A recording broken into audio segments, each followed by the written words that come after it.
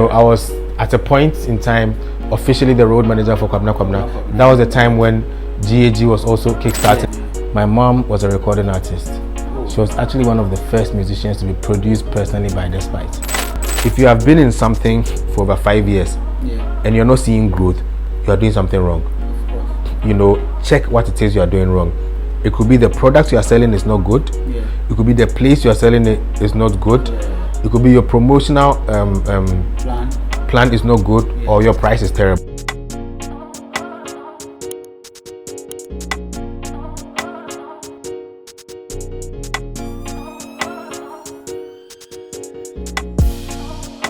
All right, you guys.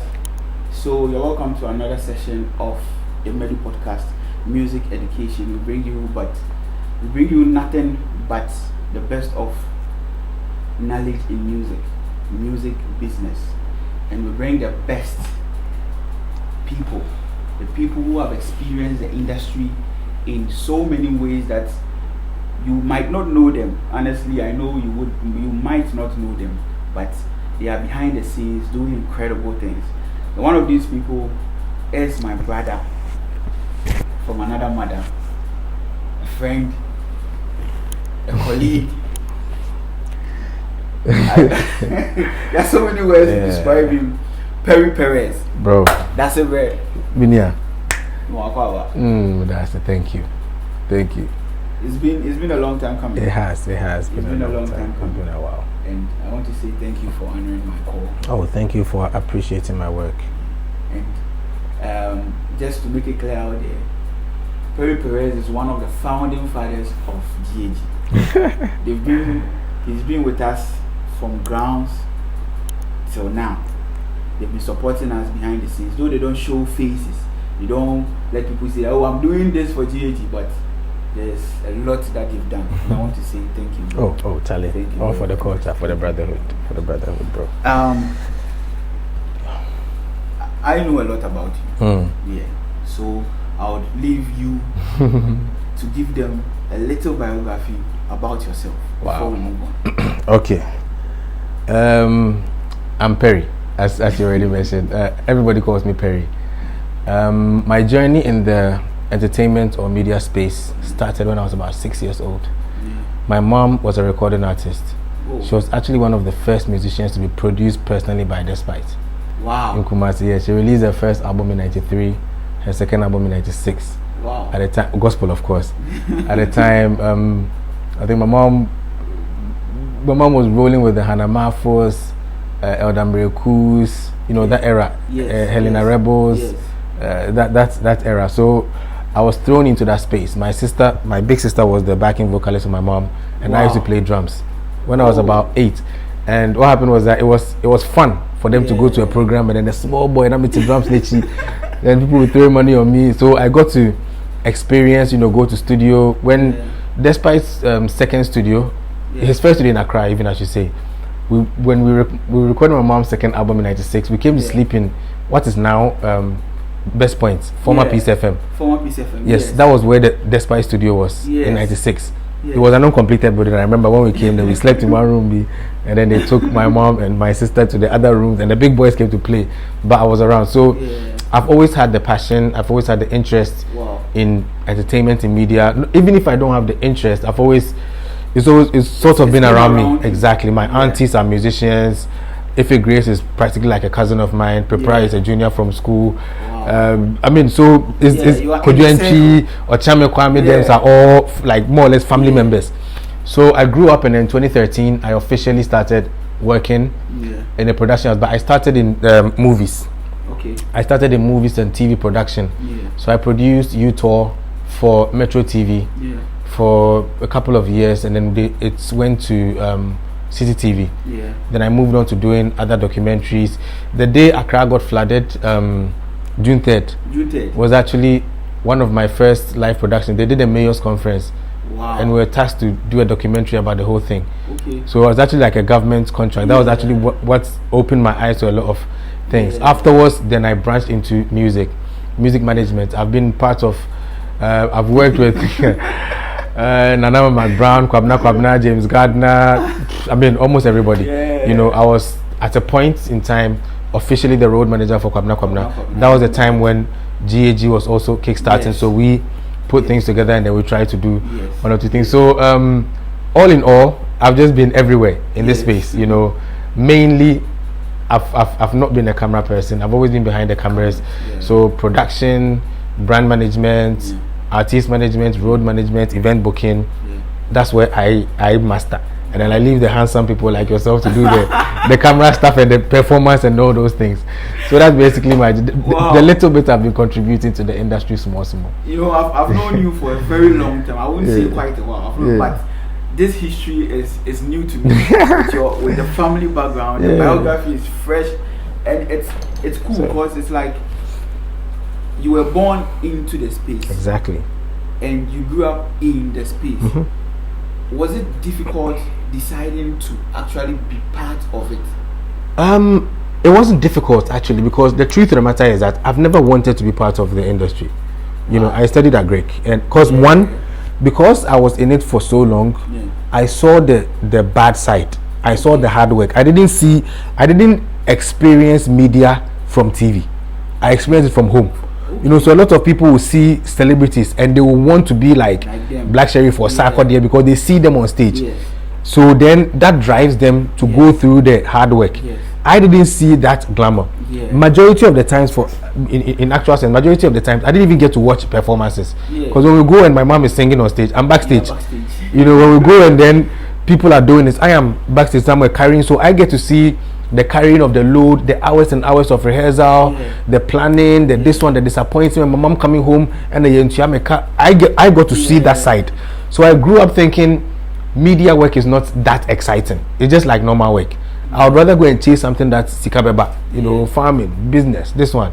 So, but then what you are born into, or what God gives you is something you can't run away from. You know, of course. You keep going. JSS, some way, somehow, I found myself in this. SHS, some way, somehow, I found myself meeting you. We form a rap group. Some way, somehow. It's not like intentional, but because nature will call you, exactly. So it wasn't difficult, because I wouldn't say I even wanted to be in this space. It's just that whether I like it. Right now, I'm not working actively in media, but I still get calls. Charlie Perry, I'm doing this production. Oh, Charlie, come my setup, can't do this for me. Charlie, I get this event to go. So it's whether I like it or not, and you can't even do. It's a calling. You have to some way, somehow, just it's a calling. Exactly, do some of it.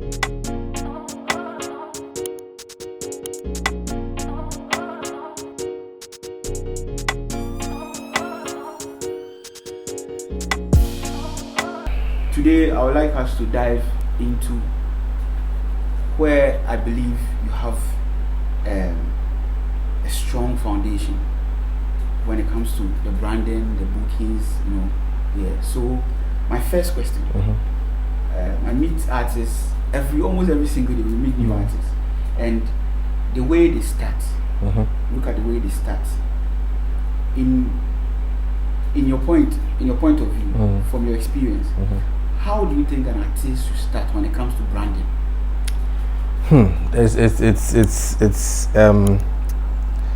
It's a big topic. First of all, let's identify what is branding. The first thing we need to understand is that marketing. Let me put it that way. Marketing is basically the art of selling something. I always put it that way. Selling whether goods or product, right? So you as an artist understand that you have something you are selling. So it becomes a business for you. Now, what is it that you are selling? You are selling music. You are selling your image. How are you going to sell it? That is where the branding and packaging comes in. Before you even start to think about your branding, think of who do you want to listen to your music. Because if I am doing reggae music and I'm always wearing kaftan and I'm always fashioning myself to be executive, I will not make any waves. Because the brand I have might be a very good brand, but it doesn't identify with my niche or my catchment or my target. So the first thing is that you are doing music, and I see that mistake quite often. When you are starting out, don't do something for everybody. I always ask people, who is your target audience? They say, oh, everybody. No. Even Jay-Z doesn't do song for everybody. Even Eminem doesn't do, even Beyonce doesn't do song for everybody. You know, it starts from somewhere. and it is your fan base. So if you notice that what the Americans, for example, they do, they even form home bases with their cities or their towns. West Side stand up, you know, I rep New York. They make sure that they catch a certain group to become their target or their niche. Then from then on, they expand from that. If you take an example like Burna, I don't know if I can mention people's names, of course. but if you take somebody like Burna, what was Burna Boy's nickname last year? African Giant. Today he's not using that again because he realized that he's going beyond Africa. You know, so you start from somewhere and then you go. Now, where do you start from? You yourself, what do you enjoy doing? What do you enjoy hearing? What do you enjoy? What is you? Whatever music you are doing, whatever project you are doing, there is an audience for it. Before XDO came, nobody was doing rap in Ewe. It worked. Before Tiny came, nobody was doing hip life in Ghana. It worked. Bethel Revival Choir is now doing gospel music in Ewe. It works. Fancy Gadam came to show us that even from the north, it works. You know, and Fancy is not a small artist though. No. Exactly. But he realized that this is what I am this is what I'm comfortable in. If you're comfortable in reggae, stick to reggae. If you're comfortable in dancehall, stick to dancehall. If you want to do pure rap, stick to pure rap. Strongman has been doing proper rap, and it's working for him. He's not diluting it with the singing and all those things. No. If you want to do commercial, this one, do that. Once the first step, identify what product you are selling. So the identification of the product is where you decide, I want to be a dancehall artist. The second step, we're all talking about the branding. The second step is education. You have to learn. You have to read. You have to watch videos from people who have the MEdu podcast. Exactly. You have to learn because the truth of the matter is that, look, one thing when I was working with Kwame, one thing he used to always say is that everybody has their gift. You may have a beautiful voice. I may be very good at sewing shirts. You need my shirt to look nice on stage.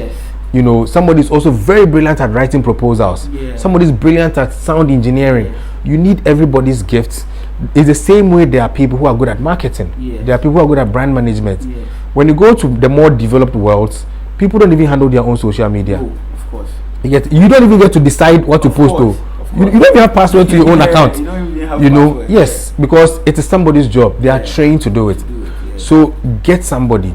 The beautiful thing is that when it comes to marketing, when it comes to brand management and all these things we are talking about, there are a lot of our friends who did business administration in school, who did whatever. Talk to some of them. Pick people's minds. If you don't have the money, you have small data, go on YouTube. You know, learn. Identify what it is you are doing. Learn, number 2. Then the third thing is that be patient. That's one thing a lot of people don't know. Look at all the biggest brands in the world, from FIFA, Coca-Cola, Vortic, Johnson & Johnson, Guinness. How long have they been in existence? It's not 2-3 years old. Jubilees. Years, hundreds of years. Because, so when you see Coca-Cola today and you want to do a drink product and think, I want to get to where Coca-Cola is, you have no idea how they suffered. And most of them in their first maybe 2, 3, 4, 5 years, they probably didn't make any profit, but they kept on going. You know, and that is how you as an artist, you have to see yourself. Your brand can only be validated if it is entrenched in your beginning. Your brand can only be like validated if it's entrenched in your beginning. It means that we need to know that from the day OG came out, you know, he's been a hardcore rapper. So when we are talking about the hardcore rappers, we will always respect you. But if today you are doing hardcore rap, tomorrow you are doing dancehall, your identity is not cemented because it doesn't look like you know what you're about. Like you're still discovering yourself. You're still discovering yourself. But if we are right now in Ghana, if we say we are looking for the dancehall artists, we know the ready names that come to mind. The Stone Boys, the Shatters, the Saminis. They have not done dancehall for 2-3 years. So they've been doing it when dancehall wasn't popular. When dancehall wasn't popular, when there was no money in it. That is why today Samini can stay somewhere, fold his arm and say, "Yeah, I am this." You know, the Godfather. Exactly. When we are mentioning rap, when they did the documentary for Afrobeats and they were talking about rap and hip life, Reggie's name was Pat, and he calls himself Grandpapa. You might not say Reggie is the best rapper Ghana has ever produced, but because his identity is entrenched in his foundation in Tino, it makes it easy to oh, he's a rapper. Now we don't know Reggie shit, because that's what he's been doing all along. We have names that we can mention and we say, Charlie, this guy, if he was still around, Okratom, David and the rest, if they were still around, because they stuck to a certain identity. So even when they've fallen off, people can still identify that. When we talk about rap, Charlie, then there's when we talk about this, Charlie, those days, not the way, what's this guy's name? The one from here looks like Comfort Kwade. Yes. You know, Comfort Kwade has his own. He had his own unique style. Yes. At the time, the Drake of that time. At the time, it didn't really make sense. Yeah. But I realize that today we mention, even though he hasn't made music in so long, we mention his name today. You can't skip him. Yeah. So that's how the branding is. So if you identify that I want to be one Love Kobolo, it got to a point in time where his no slippers and his skirt, you know, it was working for him because he had done it so long that it was easy to identify. Yes. And one thing all of us young people need to know is that everybody will have their time. There's going to be a time when rap people are going to be chopping money. There's going to be a time where the singers are going to be chopping money. There's going to be a time where the dancehall people are chopping money. Whatever you are doing, relax. Your own will come. Be patient. So you identify what you want to do. I want to do, let's say, Jama music. Me only Jama. No problem. Now you have to learn so that you can package it adequately, make it nice, make it attractive, not just because you are doing Jama and Jama Biakeke. Learn. Those who have done it before, how did they do it and it worked? How did they try this? Okay, what can I add to my own? You are learning every day. You are watching these kind of podcasts. You are listening to people. Then the third thing is that be patient.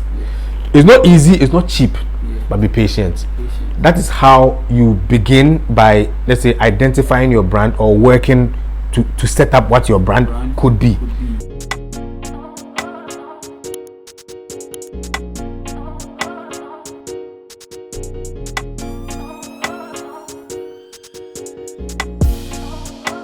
Some people get impatient. Yeah. Some also feel like I've been in there for so long and they feel like there's nothing else to be learned. You understand? Yeah. Now, for such an artist who has been in there probably for over 10 years and is not as popular as this trending artist, what points can you give to them aside from them being patient? What point can you give to them when it comes to their brands? First of all, entrepreneurship in any way, and I always tell musicians, artists to see themselves as entrepreneurs because you are starting a business on your own. You know, if you start to look at it that way, it makes life a little bit easier. Not that it's not a hobby, it's not a talent that you are just showcasing, it's a job you are doing. So if you've been in it for 10 years and things are not working out, something might be wrong. Something might be wrong somewhere. I may not be able to sit here to say exactly what it is, but first of all, do introspection. Second of all, like I said, learn. If you are learning, you'll be able to diagnose some of these things easily. You know, learn. One thing I noticed that a lot of people have problems with is that you stay in the industry, like I mentioned, consistency. You stay in the industry 10 years, doesn't mean you've been consistent for 10 years. You know, a lot of people have been there, but they've not been working for 10 years. That's also another challenge. I am yet to meet, like I said, I've been actively working in this Ghana entertainment space since 2013, so about 10 years now. I'm yet to meet anybody who has been actively consistent for over 2 to 3 years, who hasn't seen growth. If you have been in something for over 5 years and you're not seeing growth, you are doing something wrong. Of course. You know, check what it is you are doing wrong. It could be the product you are selling is not good. It could be the place you are selling it is not good. It could be your promotional plan is not good, or your price is terrible. These, I mean, they call it the 4 P's of marketing: product, place, promotion, and price. Right? These things must work together. For example, if I'm selling drinks, right, and I'm selling it at 40 cedis, and I've taken it to Makola, and I'm not making sales after 2 weeks, I shouldn't think that patience will solve the problem. It means that I'm at the wrong place. If I take that drink, let's say Coke, if I take that Coke to Kempinski and I sell it at 40 cedis, it will finish in a day. Straight. So it means that your place is wrong. If I'm selling a drink, the price is good, but the drink tastes bad, and I have closed my ear that I don't want anybody to tell me that my drink tastes bad, nobody will buy. So if you are not getting it, check these 4. Either the product you are doing, i.e. the song you are doing, is it quality? Is the product, is the recording quality? Do you let writers, poets or writers or anybody you know who, even a good reader, do you let them read your lyrics do you research for your lyrics, or you just write whatever comes to your mind? Is your product quality? Yeah. Is the price good? I.e., just say how easy it is to attain. Yeah. Some people have good songs, but then it's on my Spotify or my then. Meanwhile, how many people in the circle that you are trying to reach? How many of them have that platform? Yes. You know, if you are doing a song for ghetto youth, you have to be honest enough to know that not all of us have smartphones. Of course. Not all of us have smartphones, so you have to find a way to share it on WhatsApp groups. You know, to play it to the spots, the bars, tip, and those people, they will do these spots, these nice bars. Those DJs are 50 Ghana, 100 Ghana. You know, you sort them out. They are Osu. You find the pub in Osu. You find this place here. They will do. That's how you make your song accessible. So that's the price. Your promotional material. How are you making noise about your product? Right now, thanks to social media, things are easy. Back in the day, people used to actually walk place to place. You know, people used to walk. Not to disrespect anybody, but I have a story of Sako there, who used to go to TV3 at the time. I want to say that story now. But no, for real, like Oban in Pabwa Hufimbi, this was way back. Yeah, of course. And he can wait to give his CD to the entertainment journalist. Oh, Chale Mumbo Minyo Mamie. They'll flex him. That is promotion. Of course. It's the same way somebody can do sampling for a product, but it's promotion. I am selling this. This is my song. This is my track. You know, you need people to listen to the song to understand who you are, and then you can move on. Then the last one is the place. I said that at the beginning in terms of the niche. Who are you targeting the thing to? If you are doing, like I said, if you are doing ghetto youth songs and you are advertising it on Instagram, you are wasting your time. If you are doing classic songs and you're advertising it to ghetto youth, we will not understand. We will not feel it. There's no vibe. Exactly. You always use people like Sarkodie and Sherif, those who have been able to do it, so that I break down some of their journey that we can learn. Of course. Right? Black Sherif came. If you remember, when he came first, we were all laughing at him. Oh yes. Say, "Naboy, come dinner." He came saying, but he stuck to the ghetto youth. He didn't move away from the Konongo. What was his songs about? His songs were all about hustling. I'm going to make it. He was speaking to the ghetto youth. How did his image come out there? Through WhatsApp, TikTok, these videos, skit, people cut it and were laughing at him when we were doing the video for First Sermon. Right? It was everywhere, it was accessible. He didn't do it and then put it on YouTube and then say that, go and follow my channel. No. It was easily accessible. So even, you will get trolled, you will be seen as cheap at the start. But once people get to sample the product that you are doing, then people can say, okay, it's not bad, let me check out what else is done. That is when it will be important to have built your repertoire for your consistency. Because if I hear Jima has released a dancehall song, and maybe you've been doing it now for 5 years, now this one debut, make I go check more of his stuff. Now I go back and I just rap. Like, this guy no be, so it'll be this one, then I'm done. If I go back to actually this guy be good, because don't forget, once Sherif released second sermon was blowing, people started going to listen to the money songs. Exactly. And realize that people realize actually this guy, so he has been doing this now, and then the respect started growing. But if we go there and then there's nothing to reference point because you used to do dancehall kakra and then things change and then you were doing Azonto small and then this is like okay, maybe be one hit wonder. Then we move. So if you've been in the industry for 10 years and you're not seeing top, honestly speaking, talk to somebody. Talk to talk to OG. Talk to my main man. I call him Jima. And when we talk, listen. Talk to my main man here. And no, it's true. When they talk, you should listen. You should listen because, like I said, just because I do a song doesn't mean I can tell the graphic designer which album art cover to do. See, this is one part that I want you to hit that place. No, it is important. Leave every creator to do their job.